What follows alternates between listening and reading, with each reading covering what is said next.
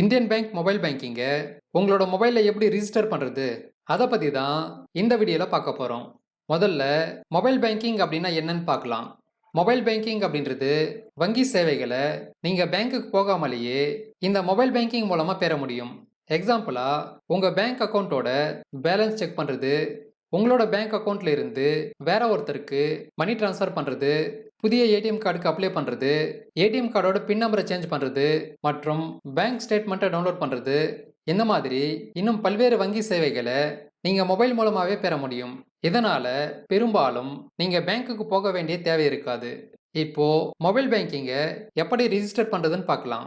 உங்களோட மொபைலில் play store open பண்ணிவிட்டு அதில் இண்டு ஸ்மார்ட் அப்படின்ற ஆப்பை இன்ஸ்டால் பண்ணுங்கள். இன்ஸ்டால் பண்ணிவிட்டு ஓப்பன் அப்படின்றத கிளிக் பண்ணுங்கள். கிளிக் பண்ணதுக்கப்புறம் ஒரு பாப்அப் விண்டோ வரும். இதில் அலோ அப்படின்றத கிளிக் பண்ணுங்கள். கிளிக் பண்ணதுக்கப்புறம் இந்தியன் பேங்க் மொபைல் பேங்கிங்கை ரிஜிஸ்டர் பண்ணுறதுக்கான பேஜ் ஓப்பன் ஆகும். இதில் ரிஜிஸ்டர் அப்படின்றத கிளிக் பண்ணுங்கள். கிளிக் பண்ணதுக்கப்புறம் டேர்ம்ஸ் அண்ட் கண்டிஷன் ஓப்பன் ஆகும். இதில் ஐ அக்ரி அப்படின்றத கிளிக் பண்ணுங்கள். கிளிக் பண்ணதுக்கப்புறம் டிவைஸ் லொக்கேஷன் கேட்கும். இதில் ஃபஸ்ட் ஆப்ஷனை சூஸ் பண்ணுங்கள். சூஸ் பண்ணதுக்கப்புறம் மொபைல் பேங்கிங்கை ரிஜிஸ்டர் பண்ணுறதுக்கான பேஜ் ஓப்பன் ஆகும். இதில் ரெண்டு ஆப்ஷன் இருக்குது. ஃபஸ்ட்டு சிஏஎஃப் நம்பர், அடுத்து மொபைல் நம்பர். இந்த ரெண்டு ஆப்ஷனில் ஏதாவது ஒரு ஆப்ஷனை யூஸ் பண்ணி மொபைல் பேங்கிங்கை ரிஜிஸ்டர் பண்ண முடியும். சிஏஎஃப் நம்பர் உங்கள் பேங்க் பாஸ்புக்கில் இருக்கும். நான் மொபைல் நம்பரை யூஸ் பண்ணி ரிஜிஸ்டர் பண்ண போகிறேன். அதனால் மொபைல் அப்படின்றத சூஸ் பண்ணுறேன். சூஸ் பண்ணிவிட்டு உங்கள் பேங்க் அக்கௌண்ட்டில் என்ன மொபைல் நம்பர் பதிவு பண்ணியிருக்கோ அந்த மொபைல் நம்பரை டைப் பண்ணுங்கள். டைப் பண்ணிவிட்டு ரிஜிஸ்டர் நவ் அப்படின்றத கிளிக் பண்ணுங்கள். கிளிக் பண்ணதுக்கப்புறம் மறுபடியும் பாப்அப் விண்டோ ஓப்பன் ஆகும். எல்லாத்துக்கும் அலோ கொடுங்க.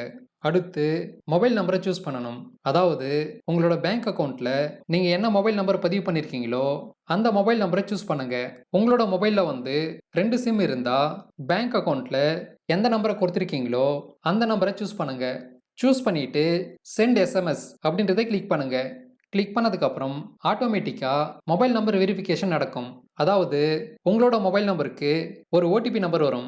அந்த ஓடிபி ஆட்டோமேட்டிக்காகவே டிடெக்ட் ஆகி அதுவே என்டர் பண்ணிக்கும். அடுத்து ஆதென்டிகேஷன் பேஜ் ஓப்பன் ஆகும். இதில் 3 மெத்தட் இருக்கும். அதாவது டெபிட் கார்டு, ஆதார் மற்றும் எம்பின். இந்த 3 மெத்தடில் ஏதாவது ஒரு மெத்தடை யூஸ் பண்ணி நீங்கள் ஆதென்டிகேஷன் பண்ணணும். டெபிட் கார்டு மெத்தடில் உங்களோட ATM card number, expiry date மற்றும் ஏடிஎம் பின் நம்பர் இதை யூஸ் பண்ணி ஆதென்டிகேட் பண்ணலாம். ரெண்டாவது ஆதார். இதில் உங்களோட ஆதார் நம்பரை என்டர் பண்ணி ஓடிபி வெரிஃபிகேஷன் பண்ணணும். அடுத்து மூணாவதாக எம்பின். இந்த எம்பின் அப்படின்றது என்ன அப்படின்னு பார்த்தீங்க அப்படின்னா, நீங்கள் ஏற்கனவே இண்டோசிஸ் அப்படின்ற மொபைல் பேங்கிங் ஆப்பில் ரிஜிஸ்டர் பண்ணி யூஸ் பண்ணியிருந்தா அப்போ நீங்கள் எம்பின் நம்பரை செட் பண்ணியிருப்பீங்க. அந்த நம்பரை யூஸ் பண்ணியும் நீங்கள் ஆதென்டிகேஷன் பண்ணலாம்.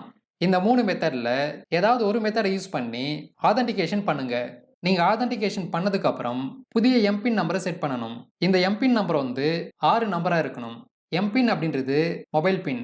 இந்த எம்பின் எதுக்காக யூஸ் ஆகுது அப்படின்னா, நீங்கள் ஒவ்வொரு முறையும் இந்த மொபைல் பேங்கிங் ஆப்பை லாகின் பண்ணும்போது இந்த எம்பின் நம்பரை யூஸ் பண்ணி தான் லாகின் பண்ணணும். அதுக்காக தான் இந்த எம்பின் நம்பர் யூஸ் ஆகுது. நீங்கள் எம்பின் நம்பரை டைப் பண்ணிவிட்டு கண்டினியூவை கிளிக் பண்ணுங்கள். கிளிக் பண்ணதுக்கப்புறம் டிரான்சாக்ஷன் பின்னை செட் பண்ணணும். நீங்கள் ஏற்கனவே செட் பண்ணது எம்பின். இது டிரான்சாக்ஷன் பின். இந்த டிரான்சாக்ஷன் பின் எதுக்காக யூஸ் ஆகுது அப்படின்னா, நீங்கள் இந்த மொபைல் பேங்கிங் மூலமாக ஏதாவது ஒரு டிரான்சாக்ஷன் பண்ணும்போது அப்போ இந்த டிரான்சாக்ஷன் பின் யூஸ் ஆகும். நீங்கள் செட் பண்ணக்கூடிய இந்த டிரான்சாக்ஷன் பின்னும் 6 நம்பராக இருக்கணும். நீங்கள் எம்பின் மற்றும் டிரான்சாக்ஷன் பின் இந்த இரண்டுக்கும் ஒரே பின் நம்பரை யூஸ் பண்ணக்கூடாது. வேற வேற பின் நம்பரை செட் பண்ணணும். டிரான்சாக்ஷன் பின்னை செட் பண்ணதுக்கப்புறம் கண்டினியூவை கிளிக் பண்ணுங்க.